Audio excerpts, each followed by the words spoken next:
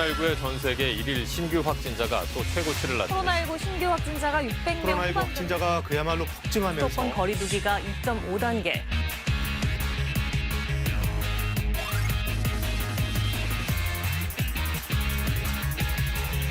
쌤과 함께. 어유 난리 났네. 저희 이슈픽 쌤과 함께 첫 번째 쌤을 만나보도록 하겠습니다. 쌤, 나와주세요.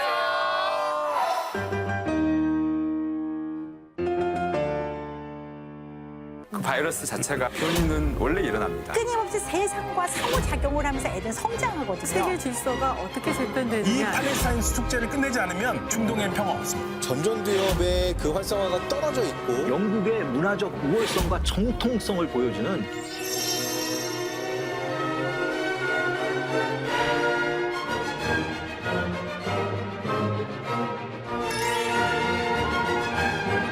어떻게 대응하느냐도 정말 중요할 것 같아요. 저게 어떻게 영국입니까? 10년 안에 저렇게 되는 거야. 와. 정말 중요한 역할이 있구나. 어떤 의미로 해석을 하면 될까요?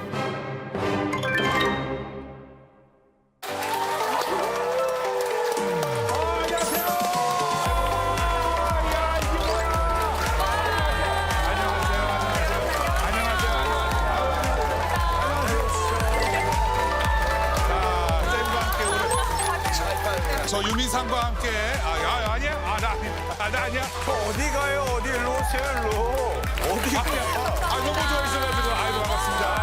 아이고. 사람들 씨가 너무 신나가지고 오래간만에. 근데 오늘 진짜 오늘 무슨 날인가요? 이게 왜 이렇게 오늘 사람들이 직접 이렇게 와 있지요? 여러분들 만나뵈니까 정말 너무나 반갑습니다. 너무나 뵙고 싶었던 저희 애청자분들을 모신 이유가 있습니다. 바로 2020년 8월 2일 첫 방송을 시작으로 문을 열었던 쌤과 함께가 어느덧 200회를 맞이하게 됐습니다. 200회 장수. 아니, 이거 이제- 처음 할 때, 제가 유민상 씨 처음 볼 때, 한 1년을 할 수 있을까? 이 생각을 많이 했는데, 무슨 소리? 당신 처음 봤을 때 뭐 누군지도 모르는 사람을 당신- 방송국에 데려갔지 이렇게 생각했어요.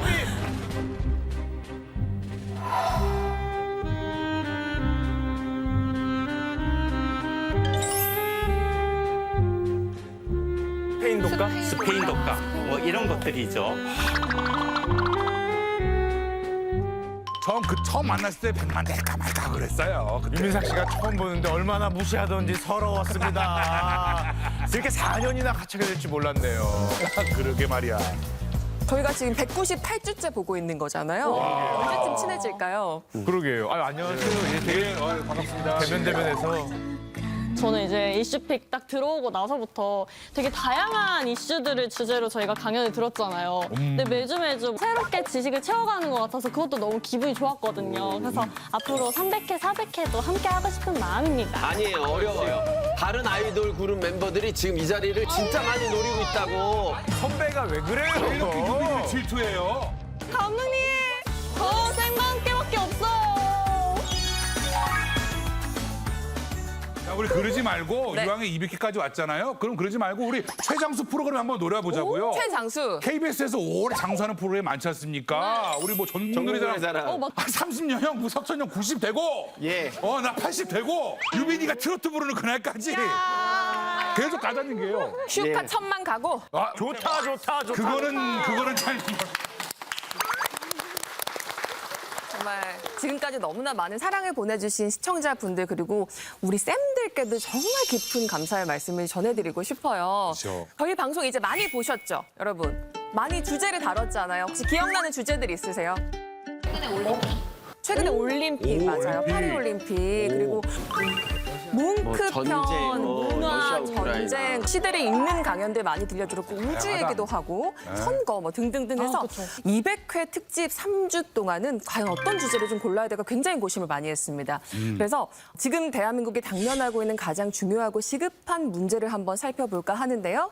바로 소멸과 생존 특집 3부작입니다. 첫 번째 주제 먼저 영상으로 만나보고 오겠습니다.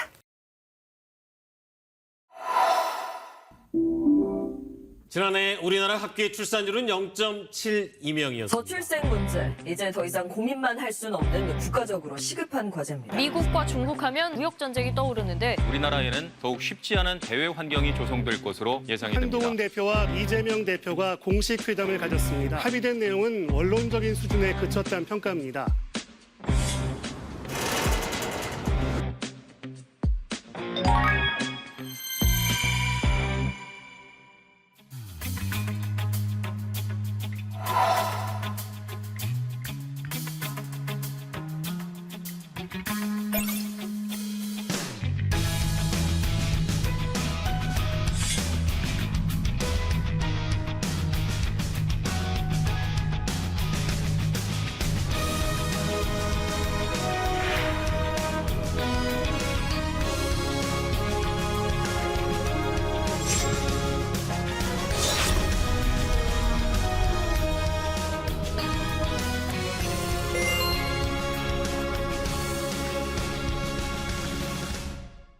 쌤 나와주세요.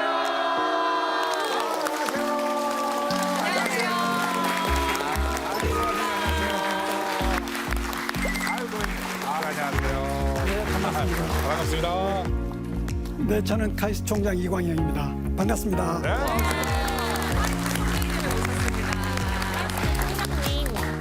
200회 특집 3부작 소멸과 생존 첫 번째 주제 들려주실 카이스트 이광영 총장님이신데요. 네. 이번 주가 KBS 저출생 위기 대응 방송 주간이기도 하고 이 인구 문제가 대한민국의 가장 시급한 또 문제라는 생각에 이런 주제를 한번 저희가 골라봤습니다. 어떤 반전 전략을 갖고 계실지 너무 궁금한데요. 그런데요, 저는 궁금한 게 지금 교육기관인 카이스트 총장님이시잖아요. 예. 그럼 쌤께서는 왜 인구 감소 문제에 관심을 가지게 되신 건지 궁금해요. 모든 대학이 다 이제 미래를 준비하는 곳 아니겠습니까? 네, 카이스트는 이 기술로서 미래를 개척하는 곳인데 미래를 보다 보면은 30년, 50년 후에 대한민국의 그림이 그려지죠. 근데 거기에서 우리 문장으로 보면은 주어가 있고 목적어가 있고 동사가 있잖아요. 네. 그런데 카이스트는 이제 목적어, 기술을 개발하는 곳이에요.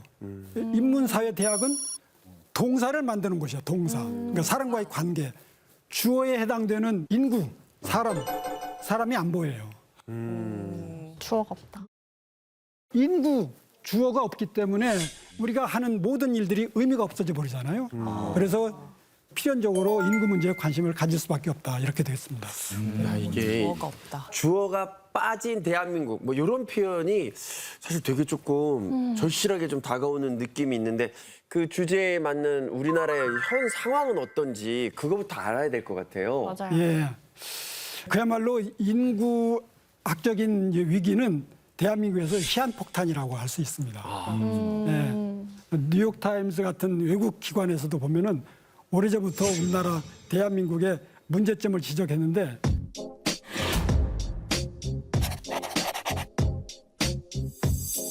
그게 바로 인구 문제예요. 야, 타임스에서도.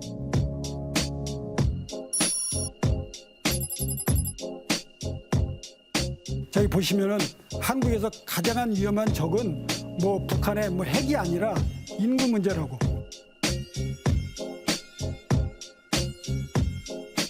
그러니까 문장에서 주어가 빠지면 그게 가장 위험한 거죠. 바로 그 문제를 지적을 했습니다. 이제 작년에 합계 출산율이 0.72명이라는 거 아시잖아요. 네. 그럼 남녀 기준이면 몇이 되겠어요? 여성 한 명이 낳는 게 0.7이니까 예. 그러면 반이 되는 절반인 겁니까? 여성 기준에서 출산율이 0.72명이니까 남녀 기준으로 하면 0.36이 되는 거예요. 네. 작년에 23만 명이 태어났잖아요. 30년 후. 그러니까 2054년. 네. 현재 그 출산율 그대로 하면 몇 명 태어나겠어요? 곱합 0.76 곱합 어떻게 되는 거지? 7만 명? 유빈 씨가 지금 얘기했습니다. 예. 자신 있게. 자신 7만 명? 7만, 8만. 네. 네. 8만. 와. 자, 그다음에 또 30년 흘러봐요. 그건 생각하고 싶지 않은데요, 총장님. 근데 이게 과학은 그걸 봐야 돼요. 냉정한. 이건 정해진 미래예요. 60년 후에는 두 세대 닿으면은 우리 땅에 약 3만 태어난다는 뜻이에요. 그러면 국가로서 존재하기가 어렵지 않겠습니까? 이게 바로 주어가 없어지는 세상, 대한민국이 소멸하는 세상입니다. 그래서 우리 냉정하게 봐야 돼요, 오늘. 우리가 뭐 과학기술 개발하고 사회제도 개선하고 이런 거 모든 거 다 필요합니다. 그러나 그것보다 최우선적으로 할 것이 바로 이 인구 문제를 먼저 다뤄야 된다. 네. 그런 생각을 하게 됐죠. 그래서 제가 나온 겁니다. 그래서 내가 나왔다. 오늘은 쌤의 의견을 듣기 전에 오늘 또 많은 분들이 또 오셨으니까 우리 애청자분들 애청자분들 얘기도 좀 들어보고 이러면 좋을 것 같아요. 저희 그럼 한번 총장님께 질문을 드리는 시간이 될 것 같은데 오늘 오신 분들 중에 질문의 영광을 첫 번째로 가져가실 분 혹시 자신 있게 손에 드셨는데 제가 이 마이크를 좀 배달을 좀 해보겠습니다. 야, 역시 이승현 아나운서 키 큰 이유가 있어. 다리가 길죠? 네, 성금 팔을 세 뻗으면 번만에 윙스팬이 4m 50이 나오거든요. 전해주시겠습니까? 네. 안녕하세요. 저는 중학생 딸이 있어서 평소에 인구 소멸 문제에 대해서 정말 관심이 많습니다. 합계 출산율이 1명이 안 되는 국가가 우리나라를 비롯해서 타이완, 싱가포르, 그리고 태국 정도 이렇게 있는 걸로 알고 있거든요. 이 나라들의 공통점이라던가 문제를 파악하면 인구 소멸로 가는 것에 대한 대책이 좀 나오지 않을까 그렇게 생각하는데 선생님 의견은 어떠신가 궁금합니다. 네, 아주 날카로운 질문이세요. 날카로운 질문이세요. 예, 맞습니다. 예, 아시아에서 지금 한국, 대만, 홍콩, 싱가포르, 태국 이런 나라들이 굉장히 빠른 속도로 지금 저출산 나라로 가고 있잖아요. 이런 나라들을 보면은 이 특징이 있어요. 이 지도에서 보시면은 저런 나라들이에요. 예, 출산율이 저렇게 됩니다. 예, 그러니까 일이 안 되는 나라들이에요.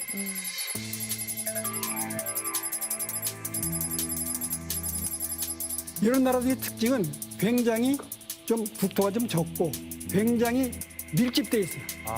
타이완도 나라 넓이가 우리나라 경상도 정도밖에 작죠. 인구는 우리나라 절반 정도 되는데. 그리고 태국이 있어요. 뭐 사람 사는 곳이 굉장히 좁아요.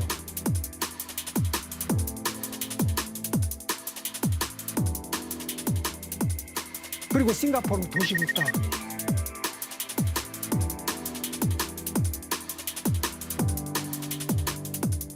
홍콩 알다시피 다 너무 작은 나라잖아요. 작은 나라. 밀집되어 있기 때문에 주택 빈자가 심하죠. 그러니까 내 집 마련이 힘들어요. 그렇게 경쟁이 세다 보니까 취업에 대해서 그냥 걱정을 많이 해요. 그러다 보니 또 사교육. 어떻게 거기서 생존하려면 좋은 학벌을 가져야 된다. 이렇게 되는 거예요. 결국 결론이. 그러다 보니까 다 유명 대학들이 있어요. 거기에 입학하려고 그냥 치열하죠. 우리나라 모습 그대로인 거예요. 이런 나라들의 공통점이. 같구나 다. 예.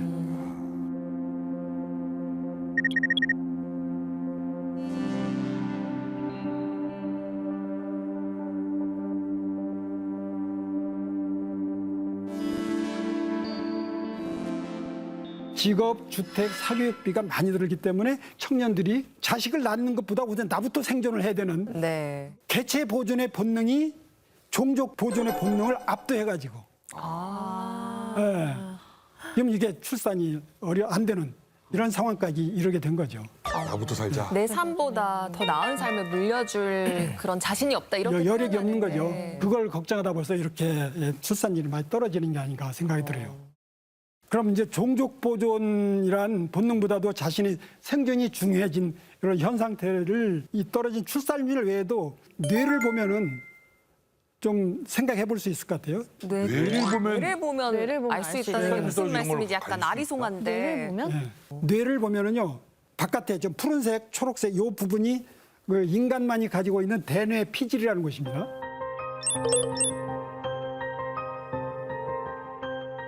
그리고 내부가 빨간 쪽이 인간의 본능을 관장하는 곳이에요. 그래서 마치 수박으로 비교하면은 파란 곳이 껍질. 그리고 이제 내부의 빨간 부분이 이 내부가 변형계인데 전두엽이 내부에 있는 변형계 거기를 너무 압박을 하는 거예요. 종족 보존의 본능이 지금 마비되는 그런 상황이 이런 거예요. 우리가 경쟁 많이 하면 스트레스 받잖아요. 그 스트레스가 바로 이 바깥쪽이 내부에 있는 이 빨간색 변형계를 압박하는 거예요. 그래서 우리 지금 우리 대한민국이 할 일은 이 압박받고 있는 변형계, 감정, 본능에 관한 그걸 좀 풀어줘야 돼요. 자유롭게. 그게 근데 그게 자연 법칙이에요. 그럼 지금의 그 저출생 위기를 추락이 아닌 착륙으로 바꿀 혁신적인 전략을 분명히 총장님은 갖고 계실 거라 믿습니다. 어떤 건가요? 예. 우리 젊은이들이 결혼과 출산에서 가지고 있는 고민, 그거부터 우리가 살펴봐야 된다고 봐요. 네. 거기에서 해답을 찾아야 돼요. 주거에 대해서 좀 얘기를 해볼게요. 네.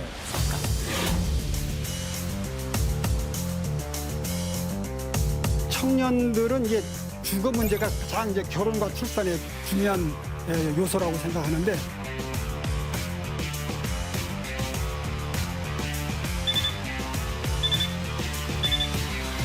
통계를 보면은 자가 거주자하고 전세 거주자 비교했을 때 전세 거주하는 사람이 결혼 확률이 약 4.4%가 낮다고 해요.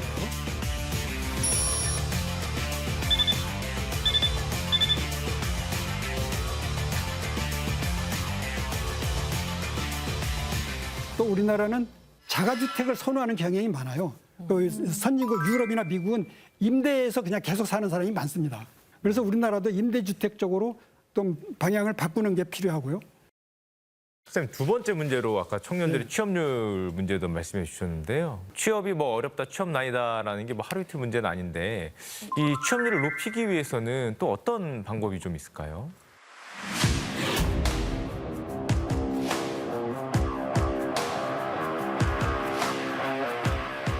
취업에서 보면은 정말 안타까운 게 우리나라 청년 실업자가 30만 명이 넘지 않습니까? 그런데 또 여러분들 주위에 기업하시는 분들 봐요. 사람이 없다고 하는데. 그렇죠. 그 한쪽에서는 직장을 못 구해. 한쪽에서는 사람을 못 구해. 그러네요. 이건 뭐예요? 매칭이 안 된다. 미스매치예요. 조건이 안 맞아. 예. 그러면 이 미스매치를 원인이 어딘가? 결국은 학교에서 이 사회가 원하는 사람을 길러내지 못했다는 뜻 아니겠습니까? 전공의 그 정원이 너무 이제 경직돼서 이걸 융통성 있게 해주지 못해서 이런 일이 생긴 거죠. 저도 학교에 있지만 학교 책임이 큽니다. 그냥 학교 책임이라고 막 말만 해서는 해결이 안 되고. 그래서 저희 카이스트 같은 경우는 이제 직장에 아직 찾지 못한 그런 젊은이들을 데려다가 교육을 시키는 비정규 학위 과정이 있어요. 여러분 반도체 하면 굉장히 첨단 같고 굉장히 어려워 보이잖아요. 근데 4개월 반도체 설계로 공부하면은 다 취직이 돼요. 오, 진짜요? 문과 나왔어도. 그럼요. 이와 같이 카이스트가 이렇게 길러내는 인력이 1년에 한 300명 정도 돼요. 그래서 저는 100개 학교에서 같이 협력을 하면 300명씩만 길러도 1년에 3만 명 기를 수 있잖아요. 이런 식으로 계속 길러나가면 미스매치 해결되고 사회적 수요에 맞추는 거죠. 얼마 전에 카이스트랑 저출산 고령사회위원회가 인구 문제를 좀 같이 해결해보자 하면서 업무 협약을 체결했다고 말씀을 들었는데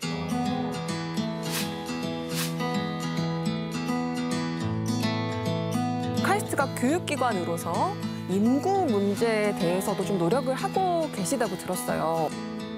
어느 시대가 있으면 그 시대 이제 시대 정신이 있고 국가의 정책이 있고 그러면 거기에 맞춰서 입시도 좀 다양화시킬 필요가 있는데 바로 지금 하는 건 이제 고른기회 전형이라는 게 있습니다. 고른기회 전형. 고른기회 전형.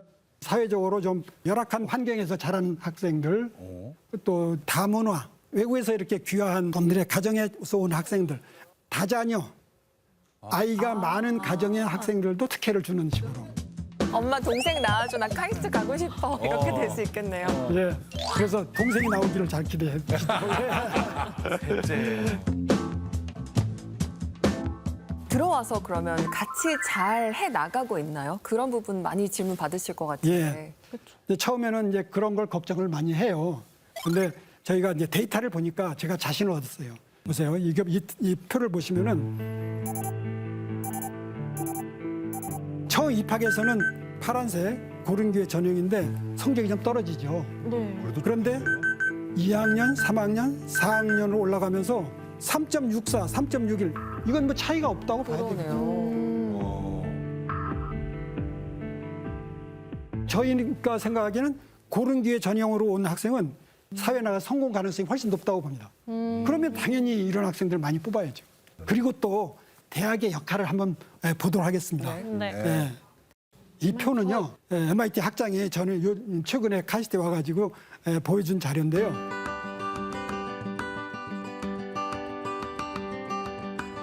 가로축은 이 학생이 입학할 때 이게 가족의 소득 수준이에요. 그리고 세로는 학생이 졸업 후에 본인의 연간 소득이에요. 제일 위에 있는 점이 MIT 점인데 네. MIT는 중산층을 받아가지고 고소득으로 만드는 힘이 있다. 그러니까 사회 계층 이동을 도와주는 사다리 역할을 한다는 것이 자기의 사다리 큰 역할. 장점이라고 자신 있게 얘기해요. 그럼 소위 개천에서 용날 수 있다는 그렇죠. 말씀인가요? 그렇죠. 카이스트도 바로 이거를 바라고 있어요. 그래서 중산층, 저소득층 사람을 받아서 잘 가르쳐서 고소득층으로 만들어줘 사회가 변화할 수 있게 계층 이동 가능하게 그래야지 사회가 희망이 있잖아요. 그것이 바로 우리가 고른 기회 전형을 확대하고 그러니까 다양한 학생들을 많이 뽑고자 하는 그런 취지에 있는 거죠. 근데 지금까지 쌤이 말씀해 주신 걸 듣다 보니까 확실히 대학이 긍정적인 측면이 많다라는 거에 네. 대해서 저는 굉장히 좋은 의도라고 생각을 하거든요. 근데 그래야지만 우리나라의 뭔가 학벌주의라든지 이런 것들이 많이 완화가 되고 지금 말씀하신 사교육에 대한 문제들도 해결이 되지 않을까라는 생각이 들거든요. 제가 보기엔 주범이 수능이에요, 수능. 수능. 예. 수능이라는 거는 동일한 시험 문제를 보잖아요. 모든 학생들이. 그쵸. 동일한 시험 문제 봐가지고 점수가 쪼르륵 나와요. 한 줄로 다 서는 겁니다. 네. 그래가지고 또 이 점수 가지고 대학교가 또 학생을 선발해요. 카이스트는 그렇게 안 합니다. 어떻게 해요? 어떻게 뽑으세요? 네, 수능 점수는 거의 조금밖에 안 봐요. 카이스트는 카이스트 설립 이념이 있어요. 창의적인 인재를 길러서 국가와 산업을 키우고 세계로 나간다 이거예요. 근데 수능 잘한다고 해서 창의적이고 국가의 산업을 일으키는 거는 관계가 적다고 봐요. 카이스트에 온 학생은 독창적이고 아주 자기가 하고 싶은 수학, 과학 탐구력이 큰 학생을 뽑아요. 그러면은 자기가 원하는 대학에 왔기 때문에 만족도가 높아요. 그럼 이제 여러분 궁금할 거예요. 그럼 우리나라 대학들이 다 네. 뭐 수능 가지고 하는데 왜 카이스트만 저렇게 할까? 왜 가능하냐? 이렇게 생각하시죠? 근데 카이스트는 그 과학기술정보통신부 산하 기관이에요. 교육부 산하가 아니에요. 그래서 이런 그 입시에서도 자율성이 많습니다. 제가 아는 사람이 굉장히 창의적이고 아주 독창적이고 그런데 나이가 53인데 어떻게 입학이 가능하겠습니까? 그분이 조금 혹시 예, 안녕하세요. 저희는 창의적인 걸 최고로 쳐요. 창의성 면에서 연예계에서 최고입니다. 대학. 나이는 상관없습니까 혹시? 카이스트? 나이 제한 없어요. 그래요? 네. 오. 그래서 이제 다른 대학에도 되려면 저는 네. 할 일이 첫째 수능을 쉽게 하면 돼요. 굉장히 파격적인 말씀이신데. 만점 막 엄청 나와버리고. 그럼요. 운전면허 시험처럼 그냥 네, 그럼요. 수능의 원조가 미국의 SAT라는 시험이거든요. 맞아. 미국의 SAT는 만점자가 1년에 1,000명 이상, 1,500명 나와요. 수능이 워낙 쉽기 때문에 수능만 가지고 어떻게 변별이 어려워요.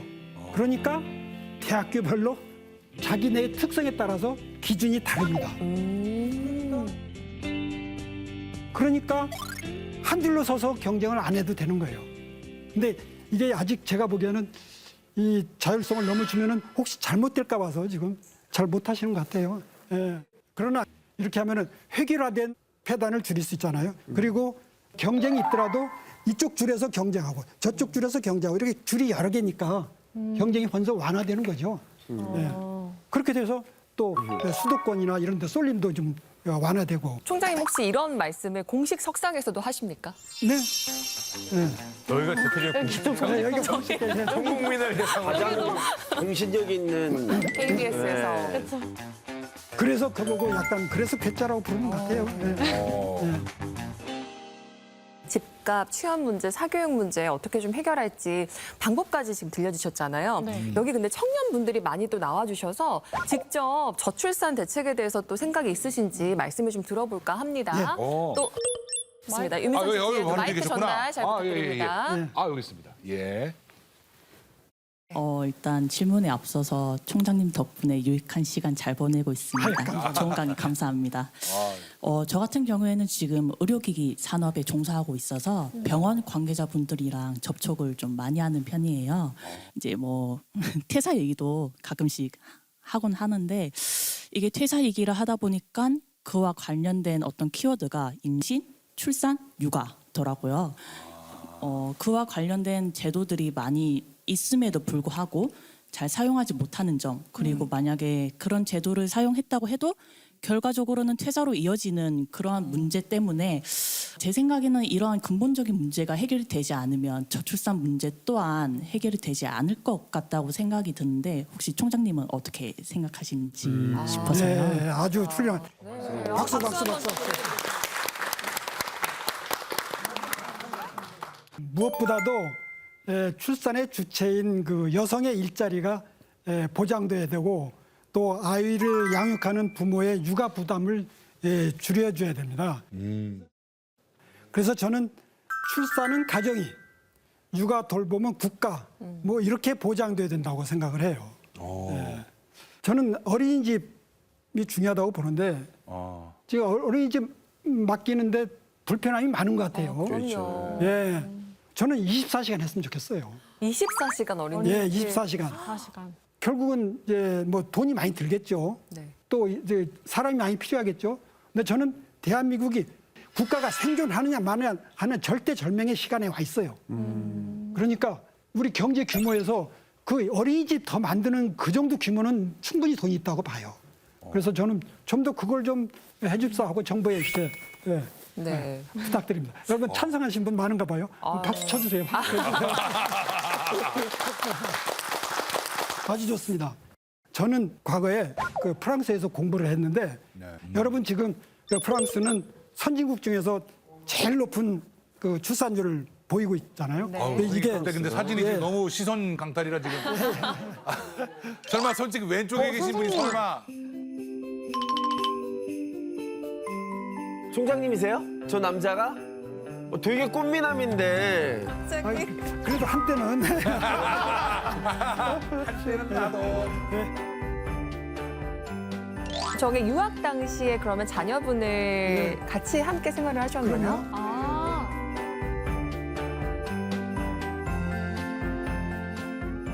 한국에서 결혼해가지고 가서 거기서 아이를 둘을 낳았어요. 너무 힘드셨을 것 같은데요? 해외에서. 학생이 돈이 없잖아요. 40년 전에 벌써 프랑스는 결혼했으면 주택수당 나오죠. 첫 아이를 임신하죠. 그러면 그 산모 건강관리비 나오죠. 아기가 태어나죠. 그럼 아기 타면 아기가 분유값을 계속 타죠. 네, 외국인도. 와. 네, 외국인도. 와. 외국인도, 유학생도. 저는 학교에서 장학금 받죠. 그러니까 모든 가족이 돈을 버는 거예요. 모든 가족의 돈을 네. 40년 전에 예. 이미. 예. 그리고 아기 맡기는 것도 아주 편하게 돼 있고. 예. 아기가 둘이 낳았어요. 그러니까 따블이야? 아니에요. 더블이 아니야. 세 배. 더블. 왜냐면 누진세야. 누진이에요. 와. 그건 좀 신기하다. 혜택을 파격적으로 주니까 네. 프랑스가 지금 출산율이 1.7, 1.8 선진국 중에서 최고. 선진국 중에서 엄청 높네. 야. 프랑스에서는 개념이 아이를 하나, 둘, 셋, 넷 나면 날수록 가정이 좀 안정되는 거군요. 네. 경제적으로도. 그렇죠. 우리랑 지원이 많으니까. 말하죠. 우리는 돈이 많아야지 우리는 이제 그렇게 진짜- 난다 이렇게 그러니까. 보는데.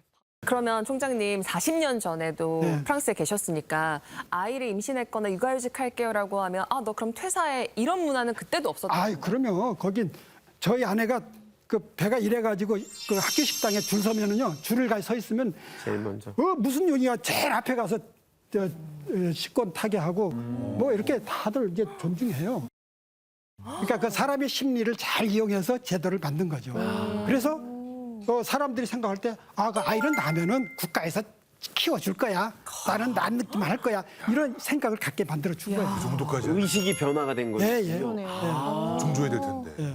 그리고 또 공원이나 어디 가면은 뭐 무료. 그렇죠. 네. 이렇게 머리가 좋아요. 왜냐면 주차할 때도 막 경차 이런 거 막 우대하고 이러잖아요. 그러면 아이를 다자녀. 다자녀 뭐 이런 거 무조건 고속도로 공짜 공짜. 예. 이런 식으로 하나 낳았을 때보다 둘째 낳으면 더 혜택이 커지고 셋째 낳으면 더 혜택이 커지는 이런 제도를 만들어야지 이렇게 더 많이 낳고 싶은 생각이 들죠. 네. 그리고 세금 제도, 각종 세금 제도에서 아이가 많으면은 세금 면제도 해주고 또 나중에 연금도 더 많이 받게 해주고 이런 식으로 여러 제도를 만들어 가면은 우리가 서서히 아이를 낳는 것이 좀 부담이 줄어든다. 나도 좀 할 필요가 있겠다. 이런 생각을 들 것 같아요. 네. 쌤, 그런데 국가에서 이렇게 적극적으로 지원하는 것도 좋은데 또 아까도 살짝 얘기 나왔지만 뭐 애기 낳으면 너 쉬어? 뭐 이렇게 돼버리는 것도 있고 그래가지고 기업에서도 또 좀 다르지 않습니까? 여기서도 좀 뭔가 많이 좀 나서야 되지 않을까요? 맞아요. 이제 여성의 경력 단절 이슈가 크지 않습니까? 네. 그래서 저는 우리나라에서 하이브리드 근무, 그러니까 사무실 근무, 재택 근무, 이거를 겸해서 하는 그거를 빨리 활성화시키는 게 필요하다고 봐요. 전번에 우리 대통령께서 그 신년사인가요? 거기서 그 하이브리드 근무 제도를 말씀하셨어요. 어느 정도는 사무실에 나오고 어느 정도는 또 재택 근무하고 이렇게 섞어서 하는. 일본에도 보면은 점심시간 앞뒤 코어 시간이라서 이 시간에는 같이 모여 있고 나머지는 자유롭게 하는 이런 근무 제도도 발달하고 있다고 그래요. 부모 마음, 엄마 마음에서 가장 불안한 게 아이와 떨어져 있는 거잖아요. 그렇죠. 근데 재택근무를 하면 아이랑 같은 공간에서 일하는 것도 좋지만 동네 어린이집하고 가까우면 일하다가 잠깐 가서 또 보고 오고 일주일에 한 이틀 정도만 회사를 한 3시간 정도 찍고 오면 재택해도 충분할 것 같다는 생각이 들어요. 나 이렇게 사장 마인드야. 내가 기업을 해야 돼. 아니 형 아예 그렇게 할 것 같으면 회사 안에 그냥 크게 어린이집에 다 있으면 그것도 기본적으로 해줘야지. 그러면 이제 그건 당연히 있는 거고. 근데 작은 회사들은 그걸 못하니까. 다 할 수 있게 해줘야지. 그래서 이와 같이 하이브리드로 근무하면은 부모가 육아 때문에 경력 단절한다든지 이런 것도 줄어들고 또 하나 또 장점이 매일 출근하지 않아도 되면은 주택 문제가 많이 해소될 거라고 봐요. 거리 회사 근처에 안 살아도 되는구나. 부담이 줄어드니까. 멀리 살아도 돼요. 우리나라 주택 보급률이 100% 넘었어요. 그런데도 이렇게 집이 부족하다고 보는 거는 집중도예요, 집중도. 왜 그 특정 지역에 집중되느냐? 이거는 이제 직장하고도 관련이 있는 거죠. 주택 문제 해결해주면은 집값 때문에 고민하고 뭐 결혼 못하는 사람도 해소될 수 있잖아요. 그러니까 이 하이브리드 근무 제도가 여러 가지를 해결할 수 있다고 봅니다. 문화가 바뀌어야 된다. 그럼요. 말씀을 드리네요. 실제로 그럼 이 근무가 코로나 이후에도 지금 유지되는 나라들이 있나요? 많죠. 특히 미국 같은 데는 하이브리드 이제 근무가 많이 늘어나고 있어요. 이 그림 보시면은 사무실 근무만 하는 그 기업들은 저렇게 비율이 줄어들었어요. 그런데 하이브리드 기업은 늘어나잖아요. 그러니까 코로나 시간을 지나면서 재택근무 해보니까 뭐 그다지 불편한 게 없다. 그리고 회사에서도요 하이브리드 근무를 내세우는 기업에 우수한 인력이 많이 가는 거죠. 그러겠네. 우수한 인력을 뽑으려면 근무 조건을 좋게 해줘야 돼요. 그러니까 저렇게 늘어나는 거예요. 그래서 우리도 새로운 근로 형태를 우리가 빨리 받아들여야 된다고 생각합니다. 선생님, 근데 이 기업의 근무 형태 변화는 사실상 뭐 정규직은 그렇게 할 수 있다고 생각을 하는데 자영업 하는 사람들도 있고요. 프리랜서 하는 사람들도 있지 않습니까? 그런 사람들은 뭐 근무 형태의 변화와 상관없이 여전히 이제 일과 가정을 양립하기가 좀 힘들 수가 있는데요. 그쪽은 또 어떤 방법이 있을까요? 지금 얘기하신 프리랜서 자영업자들 경우에 육아 때문에 출근을 못한다. 그런데 정규직이 아니기 때문에 누가 해줄 저희가 없잖아요. 하루 벌어 하루 먹. 근데 프랑스의 경우는 자기가 선언을 해요. 나는 육아 때문에 뭐 절반을 근무한다든지 뭐 이러면 그 나머지를 보상을 해주죠. 이런 데까지도 그 세심하게 해주면은 애기 키우는데 그렇게 뭐 힘들다 이런 생각이 덜 드는 거죠. 말씀 듣다 보니까 의식이라는 게 굉장히 중요한데 국가가 육아를 책임진다. 왜냐?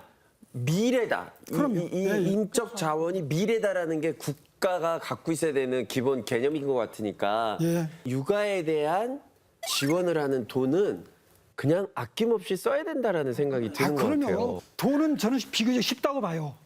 돈 문제는 쉬워요. 그래요? 네, 돈 문제는 쉽고 왜냐면 우리나라 대한민국 정부가 그 정도 돈이 있다고 봐요.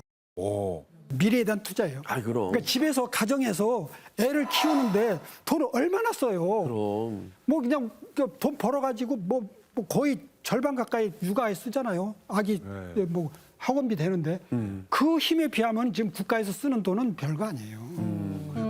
돈은 걱정할 필요 없다고 봐요. 그리고 대한민국 규모가 지금 전 세계에서 10위권 나라가 됐어요. 그러면요, 쌤. 초반에도 말씀해 주신 것처럼 저출생, 고령화 사회는 정해진 미래다라고 말씀을 하셨잖아요. 그러면 앞으로 우리가 이 미래를 대비를 하려면 어떤 노력들을 기울여야 좋을까요? 저는 첫 번째로 우리 할 수 있게 의식을 바꿀 게 결혼 제도라고 봐요. 결혼 제도? 네. 맞아요. 지금 우리는 정식으로 결혼식을 올려야 되고 가서 혼인 신고를 해야 되고 뭐 이런 절차들이. 예, 이것만 지금 주장을 하고 있어요. OECD 국가에서 합계 출산율과 혼외 출산율.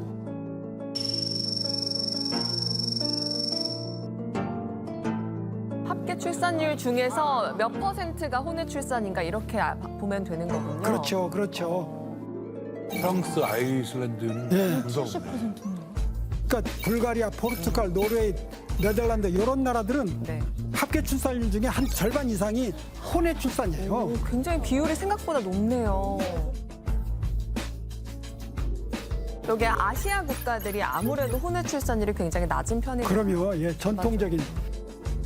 그 왼쪽에 봐요, 한국 봐요, 한국. 색깔도 파란색으로 해가지고 저 심해 깊은 곳에 들어가 있는 진짜 느낌입니다. 그런 느낌이에요. 네. 이런 나라들은 다 그동안 많은 고민을 해본 거예요. 그래서 가정이라는 것은 그 결혼한 부부 중심으로 하지 말고요. 아기가 있으면 그건 가정인 거예요. 아기 중심으로 생각해야 돼. 아이만 태어나면 그건 가정이다. 이렇게 생각하자 이거죠. 가끔 해외 국가들을 보면은 아이 키우다가 결혼하더라고요. 그렇지. 그럴 수도 있죠. 옳고 그런 게 아니에요. 의식의 문제예요. 전통 좋죠. 미풍양소 다 좋아요. 그런데 제가 아까 처음 얘기했잖아요. 주어가 있어야지, 주어가. 주어가 없는데 거기서 무슨 미풍양속이 있고 뭐 그럴 수가 없는 거죠. 그래서 한부모 가정, 미혼모, 미혼부부 가정에 대해서도 보육과 그 육아 지원을 대폭 확대하고 사회적으로 차별 없이 똑같이 하는 게 필요하다. 이런 이야기입니다. 맞습니다. 지금 저희가 오늘 정말 좀 특집이니만큼 정말 열려있는 생각, 창의적인 생각들을 좀 많이 지금 들어보면 좋을 것 같아요. 이 시간을 빌려서. 네. 혹시 이런 장기적인 관점에서 이런 거 필요하겠다. 그래요. 말씀해 주실 분도 있을까요? 과감, 네, 제 뒤에 계신.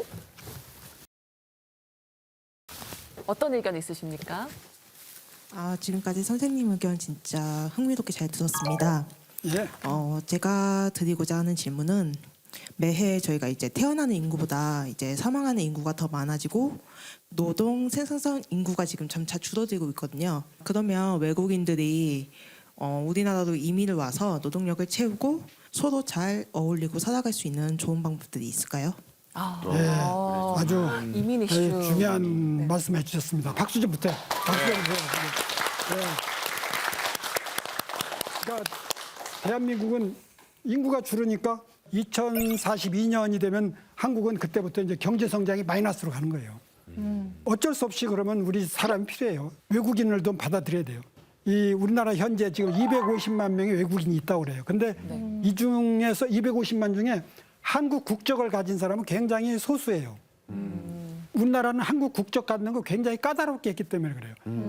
그 결혼이나 해야지 국적을 주지 안 줘요.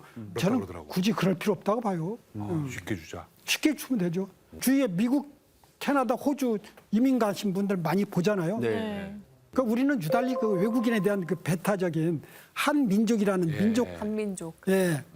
여러분 미국 그 잘 사는 나라 미국 민족 봤어요? 다민족이지. 민족 없어도 잘 살아요. 세계를 호령해요.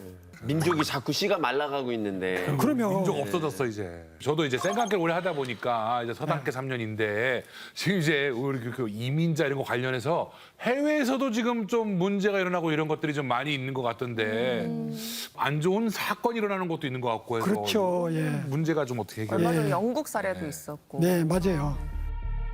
영국 북서부 사우스포트의 한 어린이 댄스 교실에선 흉기 난동으로 어린이 3명이 숨졌습니다. 범인이 이슬람 망명 신청자란 허위 정보가 돌았고 영국 전역에서 이민자를 상대로 폭력 시위가 일어났습니다.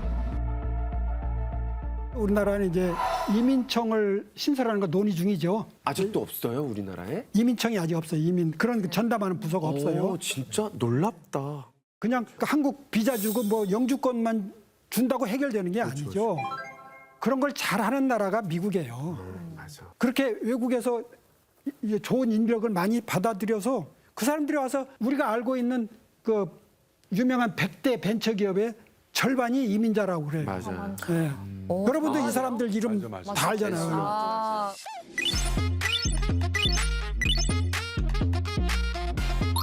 일론 머스크가 남아프리카 공화국 사람이에요? 그러면 거기서 넘어왔잖아. 그래요? 네. 세계를 호령하는 엔비디아의 젠슨 황, 일론 머스크. 만약에 미국이 한국처럼 딱 이렇게 폐쇄적으로 걸어 잠그고 안 받았으면 이런 사람은 안 나오는 거예요. 우리나라에는 출생자가 1년에 평균 10,000명씩 줄어들고 있어요. 네. 그래서 저는 1년에 외국인을 10,000명씩 더 받아들여가지고 이걸 보충했으면 좋겠어요. 특히 국가적으로 필요한 분야의 사람들. 그러니까 이공계. 우리는 어차피 인구도 줄어. 이제 주어가 없어지는 세상이야. 그러니까 외국에서 우수한 사람, 우리한테 필요한 기술을 가진 사람은 많이 받아들여가지고 우리 한국 사람 만드는 게 필요하다고 봐요. 싫다고 해도 피할 수 없는 현실이겠죠. 아, 그럼요. 쌤, 그런데 뭐 국제적으로 보면 요즘에 인재 쟁탈전이다 이런 이것도 경쟁이구나. 예, 표현을 쓸 정도로 맞아요. 이제 네. 경쟁을 한다 그러는데 예. 저렇게 이제 훌륭한 인재들이 우리나라로 들어오게 하려면 뭐 시스템이나 아니면 어떤 적극적인 유인이나 뭐 이런 것들로 좀 있어야 되지 않을까요? 그럼 당연한 말씀이죠. 시스템을 갖춰야죠. 제도를 갖춰야죠. 학교를 이용하는 거예요. 저희 카이스트 같은 경우에 학생의 한 10%가 외국인이에요. 외국인 물어보면 대부분이 다 이제 카이스트 졸업 후에 한국에서 살고 싶다 그래요. 한국 많이 선호합니다.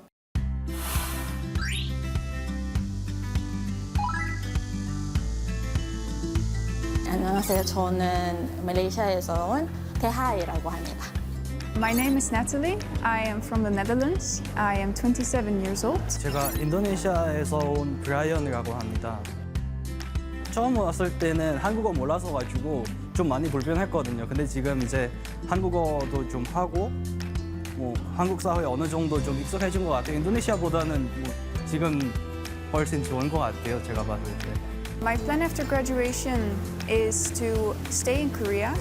I've been here for such a long time, so I feel like I'm fairly well adapted to the Korean culture.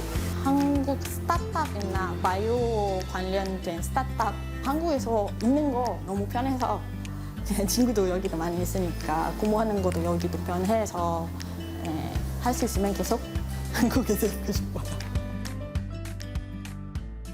대학이 중간에 있으면 어떤 사실 좀 불안해 이런 부분들이 또 해소되는데도 그럼요. 일조할 것 같아요. 그러면 대학이 그러니까 적응 기간이야. 아무나 받는 게 아니야. 심사를 해서 공부를 잘하는가, 네. 성실한가, 한국말을 잘하는가. 범죄 이력 같은 거 없어야 되고. 예. 그래서 학교에서 추천하면은 보증을 하면은 뭐 영주권을 빨리 준다든지 이런 제도가 생기면 좋겠어요. 총장님, 그럼 외국인 수용 외에도 우리 내부적으로 경제활동 인구를 늘리는 방법 뭐 없습니까? 저같이 이제 50이 넘은 사람들의 그 정년 있잖아요. 좀 연장 방송국도 못 됐어 말이야. 50 넘으면 잘 안 부르잖아요. 아직 몇 년 더 하실 수 있어요? 저요 한 20년 더 할 수 있습니다. 정년 늘리는 거 어떻게 생각하십니까? 이것도 사회적 변화가 필요할 것 같아요. 당연하죠. 경제활동 인구가 줄어들고 있는데 저는 두 가지 면에서 길이 있다고 봐요. 첫째는 여성 경제활동 인구를 늘려야 돼요. 그렇지. 네, 우리나라가 여성 경제활동 비율이 56%, 7%밖에 안 돼요. OECD 선진국들은 70% 가까이 돼요. 그래서 아직도 더 일할 여성들이 많아요. 그러니까 그런 것들이 아까 그 경력 단절이나 이런 거와 관련이 있습니다. 그래서 일할 수 있는 여건을 많이 해주면 그게 늘어날 수 있어요. 또 정년. 지금 60 됐다고 해서 뭐 생물학적으로 늙었다고 이런 얘기 없잖아요. 맞아. 왜? 60, 70대도 건강하잖아요. 미국 심지어 정년이라는 제도를 없앴어요. 일본도 일찌감치 고령자 그 채용을 확대했어요. 76% 정도가 재고용했어요. 그러니까 이전에 비해서 고용률이 굉장히 올라갔죠. 그리고 이런 식으로 해서 정년을 늘리는 거예요. 70歳です。若いでしょ。そうですね。もう12分大丈夫でしょう多分 연세 드신 분들이 일을 하고 그러면은 뭐 청년들의 일자리를 뺏는 거 아니냐 이런 생각하는 분들도 있을 것 같아요. 들어갈 자리가 없다. 뭐 그럴 수도 있는데, 근데 경제라는 건 그렇진 않아요. 경제라는 거는 경제 인구가 많아가지고 막 활성화되잖아요. 그럼 일자리가 계속 늘어나는 거예요. 생각해봐요. 우리나라가 해방될 때는 2천만이었어요.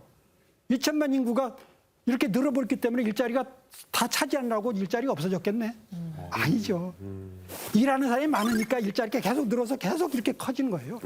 그래서 뭐 60대고 70대도 계속 일을 하면은 일자리가 계속 늘어나게 돼 있어요. 건강한데 왜 집에서 뭡니까? 그러면서 왜 연금을 받고 그래요? 그러니까 근무하면은 또 연금을 안 받잖아요. 그러니까 국가에서도 이익이에요. 네. 그러니까 우리가 비축해놓은 여성 인력 활용하고 정년업 놀아야 되는 인력 그거를 또 확충하고. 많이 낳는 것도 중요하지만 있는 인력들이 잘 활용하는 거. 맞아요. 예. 그리고 또 우리나라는 또 새로운 산업도 개척을 해야 돼요. 그러니까 우리나라가 지금 반도체, 자동차, 제철, 석유화 이런 거 잘하잖아요. 근데 전 세계에는 또 우리가 못하는데 아주 그냥 시장 규모가 큰 것이 있어요. 바이오메디칼, 바이오 의료. 예. 이거는 시장 규모가 지금 현재 그 반도체 시장보다 3배가 더 커요. 예. 근데 우리나라는 이 분야에서는 차지하는 비율이 1.1%밖에 안 됩니다. 거의 우리가 힘을 못 써요. 그러니까 이런 걸 개척해야 돼요. 이런 걸 개척하면 또 새로운 일자리 만들어지잖아요. 슈카 씨 이미 그 3배 다 투자하고 계신 거 아니에요? 바이오메디칼 뭐만 어디 또 저기만 들어갔어요 또. 저는 개인적인 투자가 아니지 국가와 민족이 같이 하기를 바라는 그런 큰 그림의 이제 투자를 같이 해야 되지 않을까. 그러니까 슈카월드에서 이런 얘기도 많이 해주고. 그러니까 그것도 중요할 것 같아요. 아셨죠? 제가 봤는데 그동안 그 얘기 안 하셨어요. 예, 여러분이 많이 봐주시면 계속 얘기를 하도록. 예. 쌤, 저는 최근에 출산율이 우리나라가 1에서 막 0.7 이렇게 빠질 때 보면은 이게 참 우연치 않게일 수도 있지만 부동산 가격이 막 오를 때 보면 출산율이 막 빠지는 경향이 있는 것 같거든요. 야, 아예 안 낳는 게 나한테 돈을 유리하다. 아예 안 낳아야 나중에 내가 뭐 집도 살 수 있다. 이렇게 좀 획일화된 사고방식이 좀 많이 최근에 한 5, 6년 새에 많이 생긴 것 같은데 그게 좀 꼭 우리가 금전적이지 않더라도 이런 가치관을 좀 늘리는 것도 인정하는 것도 좀 출산율에 좀 도움이 되지 않을까 그런 생각을 좀 많이 하거든요. 정말 좋은 말씀이세요. 우리나라는 그러니까 너무 획일화된 잣대 가지고 이렇게 다 줄을 서고 있는데 이 사회는 그렇지 않잖아요. 여러 가지가 많아요. 사회 나가면 성적은 일부일 뿐이에요. 그래서 전 그 다양한 가치관을 심어주기 위해서 상을 여러 가지를 만들어요. 그 질문 잘하는 학생. 그래서 질문왕이라고 불려요. 질문왕. 카이스트에 질문왕이 많아요. 질문왕. 봉사를 잘하는 봉사왕. 헌혈 잘하는 헌혈왕. 실패왕도 있지 않습니까? 실패연구소. 네, 실패에서 한번 실패상도 주고요. 다양한 상을 만드니까 다양한 가치관이 생겨서 학생들이 그쪽도 노력하고 이쪽도 노력하고 그러는 거예요. 그래서 우리 사회도 좀 너그럽게 가정에서도 너무 우리 아이가 한쪽 줄에 서서 막 경쟁해서 이런 생각만 하지 말고 밤 하늘에 보면은 수많은 별들이 이렇게 막 빛나잖아요. 우리가 별을 볼 때 저 별하고 저 별 비교해서 누가 더 밝다 뭐 이런 거 안 하잖아요. 각자 별이 빛나는 거예요. 우리 인생도 그래요. 이 세상에 태어난 딱 나 같은 사람 딱 하나밖에 없는 거예요. 그러니까 나는 내 길을 가는 것이 내 별이 있는 거지 꼭 비교할 필요 없다고 봐요. 우리는 각자의 별에서 빛난다. 이렇게 생각을 해요.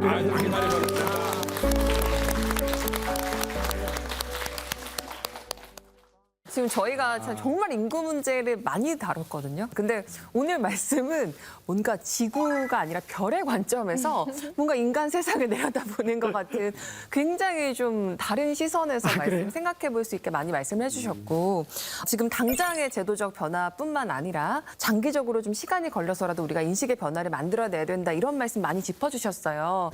많이 웃고 또 고개도 끄덕이시고 함께 들으셨는데 오늘 강연 어떠셨는지 좀 소감을 들어보는 시간을 가져볼까 합니다. 소감. 오늘 직장인데 반차가 교대 연차여서 교대 연차 쓰고 나왔는데 사실 인구 문제 들었을 때는 주제가 좀 딱딱할 것 같아서 좀 졸리지 않을까 걱정을 했었는데 막상 들어보니까 좀 인구 문제에 대해서 상당히 좀 재밌고 좀 쉽게 설명을 해주셔서 좀 듣는 저도 좀 마음이 편했고 사실 저는 아직 미혼 상태이긴 하지만 나만의 별을 가지고 조금 나도 나만의 인생을 좀 살면서 좀 인구 문제를 좀 해결을 좀 해보자라는 생각도 좀 들 만큼 좀 더 관심을 가지고 지켜볼 수 있도록 많이 더 노력을 하겠습니다. 아, 네, 총장님. 제가 엄청 총장님 팬이라서 네, 꼭 오고 싶었는데 또 오게 돼서 너무 좋습니다, 지금. 근데 일단 저는 요 몇 년 동안 너무 우울한 매스컴 기사만 솔직히 봤었거든요. 그러다가 오늘 와서 총장님 말씀하시는 거 듣고 좀 희망을 좀 본 것 같아요. 혹시 총장님께서는 앞으로 10년 후 한국이 어떻게 될지 생각하고 계시면 좀 듣고 싶습니다. 예, 훌륭한 질문입니다.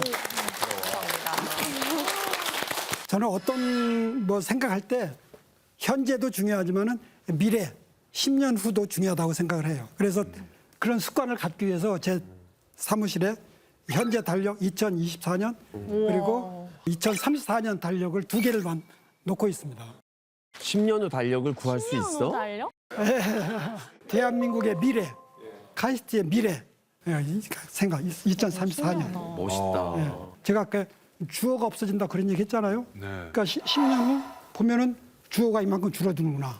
그러니까 심각하게 느끼고 오늘 얘기를 한 거고. 그런데 대안이 있잖아요. 여러 가지 돈을 가지고 투입할 것도 있고 우리가 생각을 바꿔서 해결할 수 있는 거 있잖아요. 저는 두 가지 다 가능하다고 봐요. 그러니까 스웨덴은 1930년대 유럽에서 가장 출산율이 낮은 국가였어요.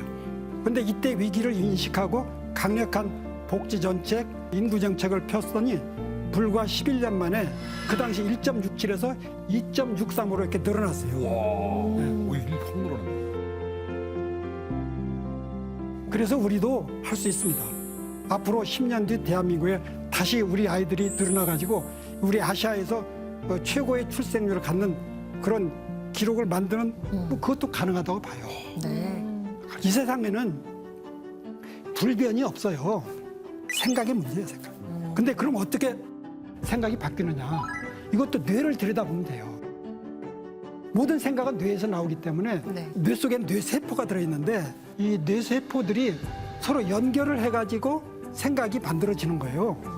그래서 그런 생각을 많이 하면은 세포가 이렇게 서로 연결이 되고요. 안 하면 떨어져요. 그래서 동거혼이라든지 외국인 유입이라든지 이런 거 처음에 들을 때는 좀 어색하지만은 자주 들으면은 그게 그냥 편안하게 받아들여져요. 어린 나이가 아니고 저희들도 다 가능한 건가요?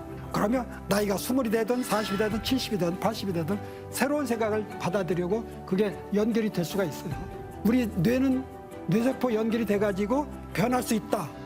나도 변할 수 있고 우리나라 사람들도 변할 수 있다라고 생각하면은 우리가 그렇게 노력을 하게 되겠죠. 근데 믿지 않으면은 노력을 안 하겠죠. 그래서 믿는 것이 중요한 거예요. 우리 뇌는 항상 변한다. 우리는 스스로 변할 수 있다. 그럼 믿느냐? 그거예요. 여러분 믿죠? 믿죠? 믿습니다. 믿습니다. 믿습니다. 다시 한번 소리가 작아. 믿습니까? 믿습니다. 믿어요. 총장님의 또 별이 어디를 향할지 너무 궁금해지고요. 우리 출연자분들 오늘 수업 어떠셨어요? 오늘 우리 총장님이 믿습니까 할 때 강렬한 이 마음속에 그 믿음이 막 올라오는 것 같았어요. 예, 우리 변할 수 있다. 이 믿음이 중요한 거 아니겠습니까? 카이스트에 헌금할 뻔했습니다. 믿음이 생겨가지고.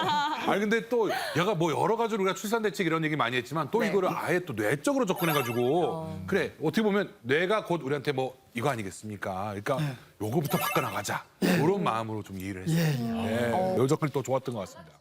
변형계 자유를 예. 유빈 씨도 한 말씀 할까요? 저는 오늘 이제 방청객 여러분들이랑 같이 했잖아요. 근데 저랑 약간 또래인 청년분들의 의견도 많이 들을 수 있어서 너무 좋았던 것 같고 저도 국가의 한 구성원으로서 이런 문제에 대해서 조금 더 책임을 가져야겠다. 조금 더 관심을 기울여야겠다라는 생각이 들었던 수업이었던 것 같습니다. 아이, 똑똑해요. 감사합니다. 모범 답안. 그러면 우리 카이스트 총장님께서 오늘 이게 멋진 수업을 해주셨는데 오늘의 질문왕 한 사람을 좀 뽑아주신다면 오늘의 질문. 뭐야? 뭐예요? 그게 뭐 선물 진짜 주셔? 주가가 있는 뭐가 거야? 있나 봐요. 뭐예요? 저는 이 세상에 네. 나쁜 질문이란 없다고 봐요. 그러니까 질문하면 좋은 거예요, 다. 뭐든지 좋다. 모든 질문. 그래서 오늘 질문하신 모든 분들이 질문왕입니다. 그래서 여러분들한테 선물을 드리도록 하겠습니다. 질문하시면 직접 pik하게 좀 해주셨어요. 나눠줄까요? 네, 넣어주시고요. 조금 후에 이제 선물을 교환할 수 있습니다. 선물 받을 수 교환권이구나. 있으니까. 이야. 선물 교환. 정말 세계 최초로 선물 교환권을 상대가 전해주셨어요. 교환권.